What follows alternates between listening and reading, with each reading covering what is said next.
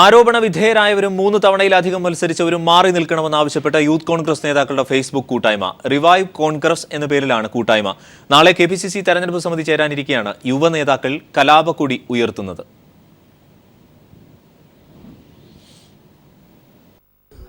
ആരോപണ വിധേയരും പൊതുസമൂഹത്തിനു മുന്നിൽ പാർട്ടിയെ മോശക്കാരാക്കിയവരും മത്സരരംഗത്തു നിന്ന് മാറി നിൽക്കണമെന്നാവശ്യപ്പെട്ടാണ് യൂത്ത് കോൺഗ്രസ് നേതാക്കളുടെ ഫേസ്ബുക്ക് കൂട്ടായ്മ. 3 തവണയിലധികം മത്സരിച്ചവർ മാറി നിൽക്കണമെന്നും യുവ നേതാക്കൾ ആവശ്യപ്പെടുന്നു. ആരോപണം നേരിടുന്നവരുടെ വിശദാംശങ്ങൾ ഹൈക്കമാൻഡിനെ അറിയിച്ചതിനു ശേഷമാണ് കൂട്ടായ്മയ്ക്ക് രൂപം കൊടുത്തത്. യൂത്ത് കോൺഗ്രസിന്റെ പ്രധാന നേതാക്കളായ Mathew Kuzhalnadan, Deepthi Mary Varghese, youth commission chairman RV Rajesh തുടങ്ങിയവരും നിലവിലെ സംസ്ഥാന കമ്മിറ്റിയിലെ ഒരു വിഭാഗവും കൂട്ടായ്മയിൽ അംഗങ്ങളാണ്. VT ബലറാം MLA ഉൾപ്പെടെ ചില KPCC നേതാക്കൾ ഫേസ്ബുക്കിലൂടെ ആശംസയും അറിയിച്ചിട്ടുണ്ട്. നാളെ വൈകിട്ട് KPCC തെരഞ്ഞെടുപ്പ് സമിതി ചേരാനിരിക്കെയാണ് യുവനേതാക്കളുടെ പുതിയ നീക്കം. അതേസമയം നാളെ ചേരുന്ന KPCC തെരഞ്ഞെടുപ്പ് സമിതി സ്ഥാനാർത്ഥി പട്ടിക ചർച്ച ചെയ്യില്ല. UDFലെ സീറ്റ് വിഭജനം പൂർത്തിയാകാത്ത സാഹചര്യത്തിലാണ് പട്ടിക ചർച്ച ചെയ്യുന്നത് ഒഴിവാക്കുന്നത്. News bureau, Thiruvananthapuram. BJPയുടെ നിർണായക കോർ കമ്മിറ്റി യോഗം ഇന്ന് കൊച്ചിയിൽ ചേരും. BDJസുമായുള്ള സീറ്റ് തർക്കം യോഗത്തിൽ ചർച്ചയാകും. വൈകിട്ട് നടക്കുന്ന യോഗത്തിൽ സംസ്ഥാന അധ്യക്ഷൻ കുമ്മനം രാജശേഖരൻ അടക്കമുള്ള പ്രമുഖർ പങ്കെടുക്കും. NDAയിലെ ചെറുകക്ഷികളുടെ യോഗവും ഇന്ന് കൊച്ചിയിൽ നടക്കുന്നുണ്ട്. പാലക്കാട് ലീഗ് മുനിസിപ്പൽ കമ്മിറ്റിയിൽ നിന്ന് കൂട്ടരാജി. ജില്ലാ കമ്മിറ്റി അംഗം അബ്ദുൽ അസീസ് അടക്കം 9 ഭാരവാഹികളാണ് രാജിവെച്ചത്. മുനിസിപ്പൽ തെരഞ്ഞെടുപ്പിൽ വിമതനായി മത്സരിച്ച് ജയിച്ച സെയ്ദ് അലവിയെ പാർട്ടിയിലേക്ക് തിരിച്ചെടുത്തതിൽ പ്രതിഷേധിച്ചാണ് രാജി. അബ്ദുൽ അസീസിനെതിരെ മത്സരിച്ചാണ് സെയ്ദ് അലവി പുതുപ്പള്ളിത്തെരുവ് ഡിവിഷനിൽ നിന്ന് തെരഞ്ഞെടുക്കപ്പെട്ടത്. പാർട്ടി കമ്മിറ്റിയിൽ ആലോചിക്കാതെയാണ് തിരിച്ചെടുക്കൽ നടപടി എന്ന് രാജിവെച്ചവർ അറിയിച്ചു. ക്രിസ്തുവിന്റെ ജെറുസലേം യാത്രയുടെ സ്മരണ പുതുക്കി ക്രൈസ്തവർ ഓശാന ഞായർ ആഘോഷിച്ചു. പ്രത്യേക പ്രാർത്ഥനകളും കുരുത്തോല പ്രദക്ഷിണവുമായാണ് സംസ്ഥാനത്തെ പള്ളികളിൽ ഓശാന ആഘോഷിച്ചത്. നഗരം ചുറ്റിയുള്ള കുരുത്തോല പ്രദക്ഷിണവും പ്രത്യേക പ്രാർത്ഥനകളുമായാണ് സംസ്ഥാനത്തെ പള്ളികളിൽ ഓശാന ആഘോഷിച്ചത്. തിരുവനന്തപുരം പട്ടം സെന്റ് മേരീസ് കത്തീഡ്രലിൽ കർദിനാൾ ബസേലിയോസ് മാർ ക്ലിമിസ് കാത്തോലിക്ക ബാവ ചടങ്ങുകൾക്ക് നേതൃത്വം നൽകി.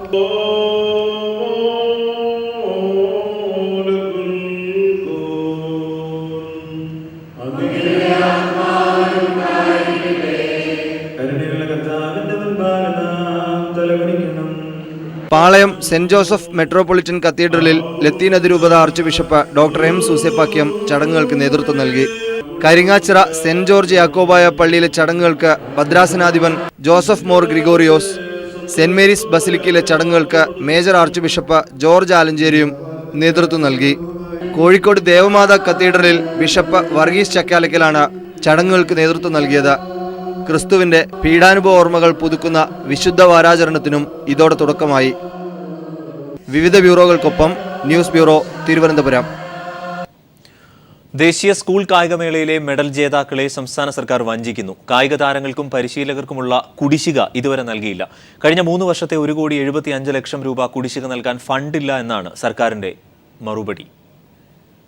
ദേശീയ സ്കൂൾ കായികമേളയിൽ സ്വർണ്ണ മെഡൽ ജേതാവിന് 25,000 രൂപ, വെള്ളി നേടുന്നവർക്ക് 20,000, വെങ്കല മെഡലുകാർക്ക് 15,000 എന്നിങ്ങനെയാണ് സമ്മാനത്തുക.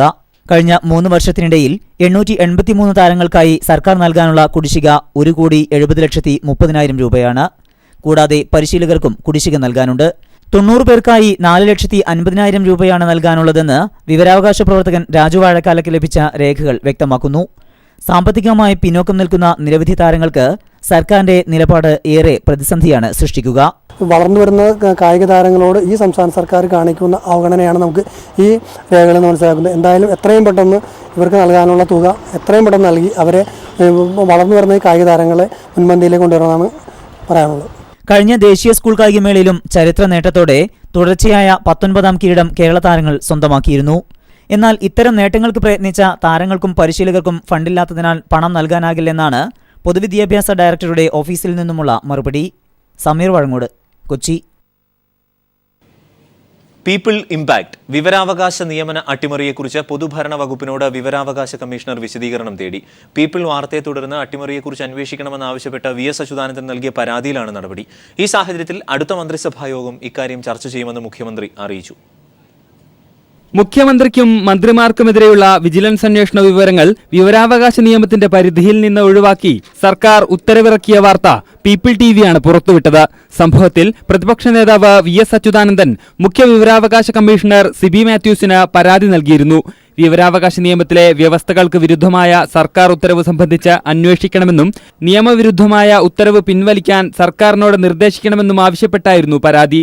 തുടർന്ന് മുഖ്യ വിവരാവകാശ കമ്മീഷണർ ഉത്തരവ് സംബന്ധിച്ച് പൊതുഭരണ വകുപ്പിനോട് വിശദീകരണം തേടി. ഉത്തരവിറക്കാനുണ്ടായ സാഹചര്യം വ്യക്തമാക്കണമെന്ന് കമ്മീഷണർ ആവശ്യപ്പെട്ടു.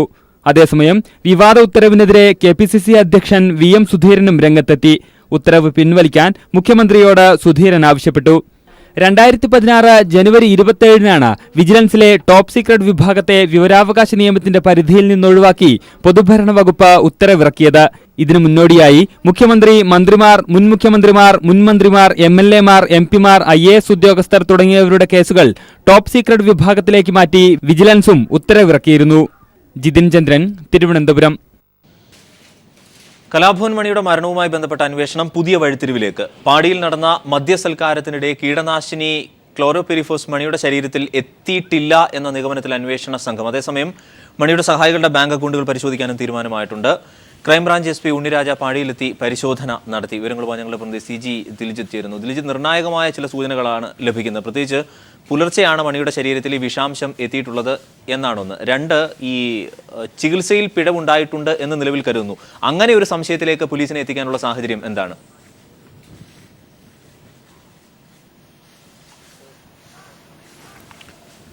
തീർച്ചയായും അരുൺ, ഇത്തരത്തിൽ ഈ കഴിഞ്ഞ ദിവസം വരെ ഇന്നലെ വരെ നമ്മൾ കരുതിയിരുന്നത്, അല്ലെങ്കിൽ അന്വേഷണ സംഘത്തിന്റെ നിഗമനം, ഇത്തരത്തിൽ ഈ സമൂഹ മദ്യപാനത്തിലൂടെ ആവാം, അല്ലെങ്കിൽ ഒരുമിച്ചിരുന്ന് കഴിച്ചപ്പോഴോ അല്ലെങ്കിൽ പ്രത്യേകമായോ മണിയുടെ കീടനാശിനി നൽകിയിട്ടുള്ളതായുള്ള സൂചനകളിലേക്ക് അന്വേഷണം പോയിരുന്നു. അത്തരത്തിലൊരു കൊലപാതക ശ്രമത്തിലേക്ക് അല്ലെങ്കിൽ അപായ ശ്രമത്തിലേക്കാണ് സാധ്യതകളെല്ലാം തന്നെ നീങ്ങിയിരുന്നത്. എന്നാൽ ഇപ്പോൾ അവസാനമായി ലഭിക്കുന്ന സൂചനകൾ, അന്ന് അബോധാവസ്ഥയിൽ മണിയെ ആശുപത്രിയിൽ പ്രവേശിപ്പിക്കുന്ന ദിവസം പുലർച്ചെ 5 മണിക്ക് ശേഷമാണ് മണിയുടെ ശരീരത്തിൽ വിഷാംശം പ്രവേശിച്ചത് എന്നതടക്കമുള്ള സൂചനകളാണ് ഇപ്പോൾ അന്വേഷണ സംഘത്തിന് ലഭിക്കുന്നത്. അത് മുൻനിർത്തിയുള്ള അന്വേഷണങ്ങൾ ഇപ്പോൾ നടക്കുന്നു. പ്രത്യേകിച്ച് മണിയെ ആശുപത്രിയിൽ എത്തുന്നതിന് മുമ്പ് മണിയുടെ സുഹൃത്തു കൂടിയായ ഡോക്ടർ സുമേഷ് മണിയുടെ ശരീരത്തിൽ സെഡേഷനുകൾ പ്രയോഗിച്ചതായി പറയപ്പെടുന്നു. ഈ സെഡേഷനും അതോടൊപ്പം തന്നെ ആശുപത്രിയിൽ പ്രവേശിക്കപ്പെട്ട ശേഷം മറ്റു മരുന്നുകളും എല്ലാം തന്നെ പ്രയോഗിച്ചിരുന്നു. ഈ മരുന്നുകളുടെ പ്രവർത്തനത്തിന്റെ ഭാഗമായാണോ മണിയുടെ ആരോഗ്യനില അപകടത്തിലായത് എന്ന കാര്യം കൂടി പരിശോധിക്കേണ്ടിയിരിക്കുന്നു എന്നതാണ് ഇപ്പോൾ അന്വേഷണ സംഘത്തിന്റെ ഒരു നിഗമനം. ഏതായാലും ഇപ്പോൾ ഇത്തരത്തിൽ അന്വേഷണ ചുമതല ഏറ്റെടുത്ത ക്രൈംബ്രാഞ്ച് SP PN ഉണ്ണിരാജന്റെ നേതൃത്വത്തിലുള്ള പോലീസ് സംഘം ഇപ്പോൾ വീണ്ടും പാടിയിലെത്തി പരിശോധന നടത്തി. 1 മണിക്കൂറോളം നടന്ന പരിശോധനയിൽ അന്വേഷണ സംഘത്തിൽ ഇന്നലെ വരെ അന്വേഷണത്തിന്റെ ചുമതല വഹിച്ച അഡ്മിനിസ്ട്രേഷൻ DYSP AN സുദർശനും അദ്ദേഹത്തിന്റെ ഒപ്പമുള്ള മറ്റു പോലീസ് സംഘവും അദ്ദേഹത്തെ അനുഗമിച്ചു. ഏതായാലും ഇപ്പോൾ ഇവിടുത്തെ പരിശോധന പൂർത്തിയാക്കി ഇപ്പോൾ മറ്റ് നടപടികളിലേക്ക് കടന്നിരിക്കുകയാണ്. അല്പസമയത്തിനകം ചാലക്കുടി DYSP ഓഫീസിൽ വെച്ച് ഉന്നത പോലീസ് സംഘവുമായുള്ള കൂടിക്കാഴ്ച നടത്തും. ഈ ചർച്ചയിൽ ഈ കേസുമായി ബന്ധപ്പെട്ടുള്ള ദുരൂഹതകളിലേക്കുള്ള അന്വേഷണം ഏത് രീതിയിൽ മുന്നോട്ട് കൊണ്ടുപോകണം എന്ന തരത്തിലുള്ള തീരുമാനമാവും ഈ യോഗത്തിൽ കൈക്കൊള്ളുക. പ്രത്യേകിച്ച് ഇത്തരത്തിൽ ഇന്നലെ പാടിയിൽ നടത്തിയ പരിശോധനയ്ക്ക് ശേഷം മണിയുടെ വീടിന് പരിസരത്ത് നിന്ന് കീടനാശിനികൾ അടങ്ങിയ കുപ്പികൾ കണ്ടത് 7 കുപ്പികളിലായാണ് മണിയുടെ ശരീരത്തിൽ നിന്ന് കണ്ടെത്തിയ അതേ രാസവസ്തു ഉൾപ്പെടുന്ന കീടനാശിനികൾ ഉൾപ്പെടെ കണ്ടെത്തിയിരിക്കുന്നത്. ഇവ ഇപ്പോൾ രാസപരിശോധനയ്ക്കായി ഫോറൻസിക് ലബോറട്ടറിയിലേക്ക് അയക്കാനുള്ള നീക്കങ്ങളാണ് നടന്നുകൊണ്ടിരിക്കുന്നത്. അതിൻ്റെ രാസപരിശോധന ഫലം വരേണ്ടതുണ്ട്. അതോടൊപ്പം തന്നെ മണിയെ അബോധാവസ്ഥയിൽ ആശുപത്രിയിൽ പ്രവേശിക്കുമ്പോൾ മണിയുടെ ശരീരത്തിൽ എത്രത്തോളം രാസവസ്തുക്കൾ ഉണ്ടായിരുന്നുവെന്ന് അറിയണം. ഇപ്പോൾ ഒടുവിൽ വന്നിരിക്കുന്ന ആന്തരിക അവയവങ്ങളുടെ രാസപരിശോധനാ ഫലത്തിൽ ഈ മറ്റ് മെഥനോൾ ഉൾപ്പെടെയുള്ള വസ്തുക്കളുടെയും അതുപോലെ തന്നെ കീടനാശിനികളുടെയും എല്ലാം സാന്നിധ്യം മാത്രമാണ് സ്ഥിരീകരിക്കപ്പെട്ടിട്ടുള്ളത്. അവ എത്ര തോതിൽ ശരീരത്തിൽ എത്തിയിട്ടുണ്ട് എന്ന കാര്യം കൂടി വ്യക്തമാക്കേണ്ടതുണ്ട്. അതുകൂടി അറിഞ്ഞാൽ മാത്രമാണ് ഈ കീടനാശിനികൾ മരണത്തിന് കാരണമായിട്ടുണ്ടോ അതോ ഇവ യാദൃച്ഛികമായി ശരീരത്തിൽ എത്തിപ്പെട്ടതാണോ എന്ന കാര്യത്തിൽ അന്വേഷണ സംഘത്തിന് ഒരു നിഗമനത്തിൽ എത്താൻ സാധിക്കൂ. അതുകൊണ്ട് തന്നെ ഇപ്പോൾ പോലീസ് ഫോറൻസിക് സംഘത്തോട് പുതിയ ഒരു റിപ്പോർട്ട് ആവശ്യപ്പെട്ടിട്ടുണ്ട്. അതായത് ശരീരത്തിൽ എത്തിയ കീടനാശിനികളുടെ കൃത്യമായ അളവ് രേഖപ്പെടുത്തിയ ഒരു റിപ്പോർട്ടാണ് ഇപ്പോൾ ആവശ്യപ്പെട്ടിരിക്കുന്നത്. അത് സംബന്ധിച്ചുള്ള റിപ്പോർട്ട് ഇനി ലഭിക്കേണ്ടതുണ്ട്. അതോടൊപ്പം തന്നെ മണിയെ ആശുപത്രിയിൽ പ്രവേശിപ്പിച്ചപ്പോൾ ശേഖരിച്ച രക്തത്തിൻ്റെയും മൂത്രത്തിൻ്റെയും എല്ലാം സാമ്പിളുകൾ സ്വകാര്യ ആശുപത്രിയിൽ നിന്നും കളക്ട് ചെയ്ത് ഇപ്പോൾ പരിശോധനയ്ക്കായി അയച്ചിരുന്നു. 2 ദിവസം മുമ്പാണ് ഇത് അയച്ചിരുന്നത്. ഇതിൻ്റെ പരിശോധനാ ഫലം കൂടി ലഭ്യമാകുന്നതോടുകൂടി മണി ആശുപത്രിയിൽ പ്രവേശിക്കപ്പെടുന്ന സാഹചര്യത്തിൽ മണിയുടെ ശരീരത്തിൽ ഉണ്ടായിരുന്ന രാസവസ്തുക്കളെ സംബന്ധിച്ചും അല്ലെങ്കിൽ കീടനാശിനിയുടെ സാന്നിധ്യം ഉണ്ടോ ഇല്ലയോ എന്നുള്ള കാര്യത്തിലെല്ലാം തന്നെ സ്ഥിരീകരണം നടത്താനും ആ തരത്തിൽ അന്വേഷണം മുമ്പോട്ട് കൊണ്ടുപോകാനുള്ള സാധ്യതകൾ തെളിയും. ഏതായാലും ഇപ്പോൾ ഇത്തരത്തിലൊരു സാഹചര്യത്തിൽ വരുമ്പോൾ മണിയുടെ അടുത്ത സുഹൃത്തുക്കളും അതുപോലെ തന്നെ അനുയായികളും സഹായികളുമായിട്ടുള്ള ആളുകളുടെ ബാങ്ക് അക്കൗണ്ടുകൾ കേന്ദ്രീകരിച്ചുള്ള അന്വേഷണം ശക്തമാക്കിയിട്ടുണ്ട്. പ്രത്യേകിച്ച് മണി സിനിമയ്ക്കും അതുപോലെ തന്നെ സ്റ്റേജ് പരിപാടികൾക്കുമെല്ലാം പോയി മടങ്ങി വന്ന ശേഷം പ്രതിഫലമായി ലഭിക്കുന്ന പണം സഹായികൾക്കും അതുപോലെ തന്നെ സുഹൃത്തുക്കൾക്കുമെല്ലാം കൈവശം വെക്കാനായി നൽകുന്ന ഒരു പതിവുണ്ടായിരുന്നു എന്നാണ് അന്വേഷണ സംഘത്തിന് ലഭിച്ച സൂചന. അതുകൊണ്ട് തന്നെ മണിയെ അപായപ്പെടുത്തി ഇത്തരത്തിൽ നൽകിയിരിക്കുന്ന പണം കൈക്കലാക്കാനുള്ള ഏതെങ്കിലും തരത്തിലുള്ള ശ്രമം നടന്നിട്ടുണ്ടോ എന്നുള്ള പരിശോധനയും ഇപ്പോൾ നടന്നു വരുന്നു. അതുകൊണ്ട് തന്നെ മണിയുടെ സാമ്പത്തിക ഇടപാടുകളും മണിയുടെ സുഹൃത്തുക്കളുടെ സാമ്പത്തിക ഇടപാടുകളും സംബന്ധിച്ചുള്ള കാര്യങ്ങളും ഇപ്പോൾ അന്വേഷണ സംഘം പരിശോധിച്ചു വരുന്നുണ്ട്. ഏതായാലും അല്പസമയത്തിനകം ചാലക്കുടി DYSP ഓഫീസിൽ ചേരുന്ന ഉന്നത പോലീസ് ഉദ്യോഗസ്ഥരുടെ യോഗത്തിൽ തുടർന്നുള്ള അന്വേഷണം ഏത് തരത്തിലാകും എന്ന കാര്യത്തിൽ ധാരണയാകും. ഞങ്ങളുടെ പ്രതിനിധി ദിൽജിത്താണ് വിവരങ്ങൾ നൽകിയത്. സുഹൃത്തിനു വേണ്ടി കൊണ്ടുവന്ന വാറ്റുചാരായമാണ് പാഡിയിലെത്തിയപ്പോൾ മണിയുടെ സഹായികൾക്ക് നൽകിയതെന്ന് ജോമോൻ പീപ്പിൾ ടിവിയോട് പറഞ്ഞു. മണി മദ്യപിച്ചിരുന്നില്ല എന്നും അവധിക്ക് നാട്ടിലെത്തിയപ്പോഴാണ് പാഡിയിൽ പോയതെന്നും ജോമോൻ പറഞ്ഞു. ഒരു 3-4 പെഗ്ഗാണ് ഞാൻ എടുത്തുകൊണ്ട് വന്നത്, ഒരു ചെറിയൊരു കുപ്പിയില്. അത് എടുത്തുകൊണ്ട് വന്നിട്ട് ഈ പറഞ്ഞ മുരുകനും ജസ്റ്റ് ടേസ്റ്റ് കൊടുക്കാൻ കൊടുത്തു, വിനുവിനും കൊടുത്തു. അതിനുശേഷം ഉണ്ടായിരുന്ന 2-2.5 പെഗ്ഗാണ് ഞാൻ വണ്ടിക്കകത്ത് വെച്ചിട്ട് ഞാൻ വീട്ടിൽ പോയതിനു ശേഷം കാലത്ത് അവൻ എന്റെ വീട്ടിലേക്ക് വന്നത്. മണിച്ചേട്ടൻ കഴിക്കില്ല, അതെനിക്ക് നല്ലപോലെ അറിയണ്ട. ആള് എന്റെ മുന്നിൽ ഇരിക്കണ്ടായിരുന്നു, ഞങ്ങൾ എല്ലാവരും ഒരുമിച്ചിരുന്ന. അപ്പൊ അവർക്ക് കൊടുത്തു. അപ്പൊ മണിച്ചേട്ടൻ ചോദിച്ചു ഇത് എവിടെ നിന്ന് കിട്ടിയെന്ന് ചോദിച്ചു. അപ്പൊ ഞാൻ പറഞ്ഞു ഇങ്ങനെ എന്റെ കസിന്റെ വീട്ടിൽ പോയപ്പോ കിട്ടിയതാണ്, ഓക്കെ എന്ന് പറഞ്ഞു. അല്ലാണ്ട് ആള് അതിനകത്ത് യാതൊരു ഇൻട്രസ്റ്റ് ഇന്ന് അവരെ കാണിച്ചിട്ടില്ല.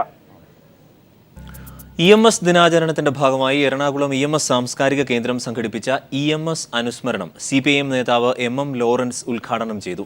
അനുസ്മരണ പരിപാടികളുടെ ഭാഗമായി എറണാകുളം ടൗൺ ഹാളിൽ EMSന്റെ അപൂർവ ചിത്രങ്ങളുടെ പ്രദർശനം നടന്നു. 1982 മുതൽ EMSന്റെ മരണം വരെയുള്ള കാലഘട്ടങ്ങളിലൂടെ ഫോട്ടോഗ്രാഫർ B ജയചന്ദ്രൻ പകർത്തിയ അപൂർവ ചിത്രങ്ങളാണ് പ്രദർശനത്തിൽ ഉണ്ടായിരുന്നത്. പ്രമുഖരടക്കം നിരവധി പേർ പ്രദർശനം കാണാനെത്തി. EMS എന്ന 3 അക്ഷരത്തെ ജനങ്ങൾ നെഞ്ചേറ്റിയതെങ്ങനെയെന്നും എന്തിനെന്നും പറഞ്ഞു തരുന്ന ചിത്രങ്ങളാണ് EMS വ്യക്തിയും കാലവും എന്ന ഫോട്ടോ പ്രദർശനത്തിനുണ്ടായിരുന്നത്. വിപ്ലവ വീഥിയിലെ സഹയാത്രികർ, കൂട്ടുകാർ, സഖാക്കൾ AKGക്കും EK നയനാർക്കും VS അച്യുതാനന്ദനും സുർജിത്തിനുമൊക്കെയൊപ്പം EMS നിറഞ്ഞു നിൽക്കുന്നു. പേരക്കുട്ടികളെ ചേർത്തുപിടിച്ച് കുശലം പറയുമ്പോൾ EMS ഏലംകുളം മനയിലെ ആ പഴയ കുഞ്ചുവായി മാറുന്നു. പൂണൂൽ പൊട്ടിച്ചെറിഞ്ഞ് മനുഷ്യനായി, കമ്മ്യൂണിസ്റ്റായി, ജനങ്ങളുടെ നേതാവായി മാറി 25 വർഷങ്ങൾക്കിപ്പുറം പിച്ചവെച്ച ഏലംകുളം മനയിലേക്കെത്തുന്ന EMSന്റെ അപൂർവ ചിത്രം ചരിത്രമാണ്. സഹധർമ്മിണി ആര്യ അന്തർജനത്തോടൊപ്പവും ബാല്യകാല കനവുകൾ ഒപ്പം പങ്കുവച്ച കുന്തിപ്പുഴയെ നോക്കി നിൽക്കുന്ന EMSുമൊക്കെ കൺമുന്നിലങ്ങനെ നിറയുന്നു. തിരക്കുകളിൽ നിന്ന് തിരക്കുകളിലേക്ക് പോകുമ്പോഴും സ്വന്തമായ ഏകാന്ത ലോകം EMS സൂക്ഷിച്ചിരുന്നു.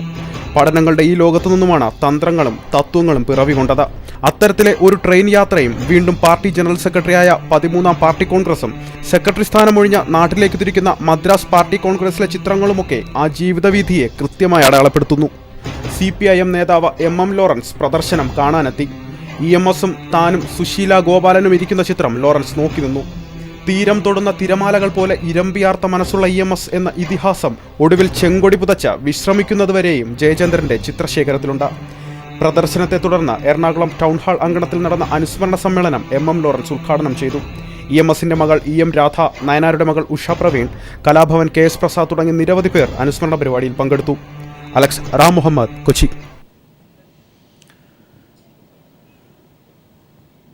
നാഷണൽ ചൈൽഡ് ഡെവലപ്മെന്റ് കൗൺസിലിന്റെ സംസ്ഥാനതല പുരസ്കാര വിതരണം തിരുവനന്തപുരത്ത് നടന്നു. ഡോക്ടർ ഫിലിപ്പോസ് മാർ ക്രിസോസ്റ്റം വലിയ മെത്രോപൊലിത്ത പുരസ്കാരങ്ങൾ വിതരണം ചെയ്തു. വിനോദ് പായം, PP Libeesh Kumar, R ജയവിഷ്ണു, S Mahesh Kumar എന്നിവർ മാധ്യമ പുരസ്കാരങ്ങൾ ഏറ്റുവാങ്ങി. ഇന്ത്യയും തുർക്ക്മെനിസ്ഥാനും തമ്മിലുള്ള പ്രാഥമിക ലോകകപ്പ് ക്വാളിഫയിംഗ് മത്സരം കൊച്ചിയിൽ നടക്കും. കലൂർ സ്റ്റേഡിയത്തിൽ 29 വൈകുന്നേരം 6 മണിക്കാണ് മത്സരം. ഫിഫയുടെ മാനദണ്ഡ പ്രകാരം സ്റ്റേഡിയത്തിൽ ഗാലറി ടിക്കറ്റുകൾ ഉണ്ടാകില്ല എന്ന് KFA പ്രസിഡന്റ് KMI മേത്തർ അറിയിച്ചു. മത്സരത്തിന്റെ ടിക്കറ്റ് വിൽപ്പന തിങ്കളാഴ്ച ആരംഭിക്കും. അതേസമയം KFAയുടെ ആഭിമുഖ്യത്തിൽ കേരളത്തിന്റെ വിവിധ ജില്ലകളിൽ നിന്നുള്ള 50 റഫറിമാർ പങ്കെടുത്തുകൊണ്ട് കലൂരിൽ തുടരുന്ന റഫറി സെമിനാർ ഇന്ന് സമാപിക്കും.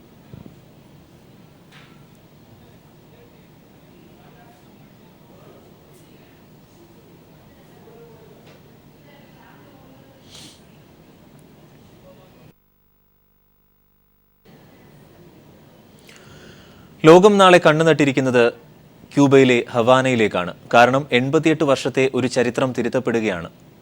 നാളെയാണ് American president Barack Obama Cuba സന്ദർശിക്കുന്നത്.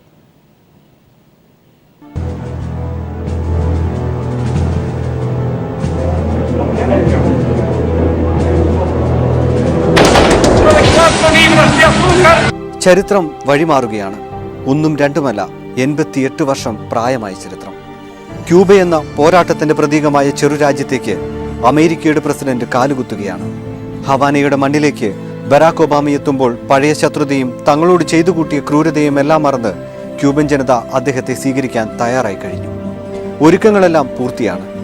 1928 അന്നത്തെ അമേരിക്കൻ പ്രസിഡന്റ് കാൽവിൻ കൂളിജ് ക്യൂബയിലെത്തിയ ശേഷം പിന്നെ അവർക്ക് പറയാനുള്ളത് എണ്ണമറ്റ പ്രതിരോധത്തിന്റെ ദിനങ്ങളായിരുന്നു.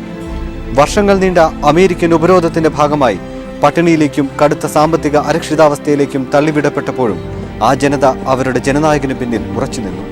ഫിദറൽ കാസ്ട്രോയുടെ ഓരോ വാക്കുകളും അതിജീവനത്തിന്റെ പുതുവഴിയായി അവർ ഏറ്റെടുത്തു. പോരാട്ടത്തിന്റെ മാർഗം തോക്കിൻകുഴൽ മാത്രമല്ലെന്ന് അദ്ദേഹം പറഞ്ഞപ്പോൾ ക്യൂബൻ ജനത ക്ഷമയുടെ ആൾരൂപമായി. നട്ടലുള്ളവർക്ക് മുന്നിലെ ആദരവോടുകൂടിയ തലതാഴ്ത്തലാണ് അമേരിക്കയുടെ സമീപകാലത്ത് സംഭവിച്ച മനംമാറ്റങ്ങൾ. ക്യൂബയുടെ മേലുള്ള ഉപരോധം മാറ്റേണ്ട സമയമായെന്ന് അവർ മനസ്സിലാക്കി.